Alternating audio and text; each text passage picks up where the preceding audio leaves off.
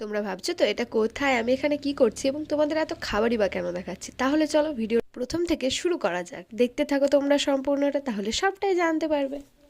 আমি চলে গিয়েছিলাম কল্যাণী ফুড ফেস্টিভ্যাল অর্থাৎ কল্যাণী ভোজ উৎসবে, যেখানে প্রথমে টিকিট কেটে নিয়েছিলাম। টিকিট নিয়েছিল 20 টাকা করে। তো তারপরে ভেতরে চলে গিয়েছিলাম।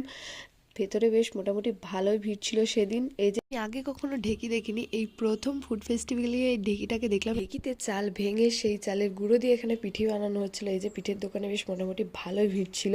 তারপরে এই যে একটা কাবাবের দোকান, তো একের পর এক নানান রকমের খাবারের দোকান ছিল এখানে। এই যে এখানে কাপ পিৎজার একটি দোকান ছিল, নানা রকম পিঠে পুলির দোকান, এখানে মকটেল ককটেলও বসেছিল। তারপরে এই যে এখানে একটি সুন্দর সাজানো পানের দোকান ছিল, এখানে আরও একটি কাবাবের দোকান। তারপরে ফুচকা খেয়ে নিয়েছিলাম।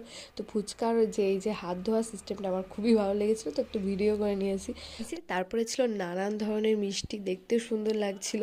তো আমার মালপোয়া দেখে মালপোয়া খুব খেতে ইচ্ছে হচ্ছিলো, তো মালপোয়া নিয়ে নিয়েছিলাম। খেতে বেশ সুন্দরই ছিল মালপোয়াটা। এই যে এখানে এইভাবে কাবাব বানানো হচ্ছিল। তারপরে দেখলাম পাশে একটি পিৎজার দোকান।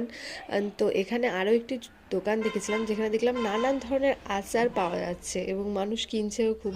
এই যে এখানে একটি ফাংশনও চলছিল, এই ভাইটি খুব সুন্দর গান গাচ্ছিল। তারপরে একজন গায়িকাও উঠেছিলেন, উনিও খুব সুন্দর সুন্দর গান গাইছিলেন। তো আমরা সেগুলো শুনেই চলে এসেছিলাম। আচ্ছা, টাটা, দেখা হচ্ছে নেক্সট ব্লগে। ততক্ষণে যেন সবাই সুস্থ থাকুন, ভালো থাকুন, বাই।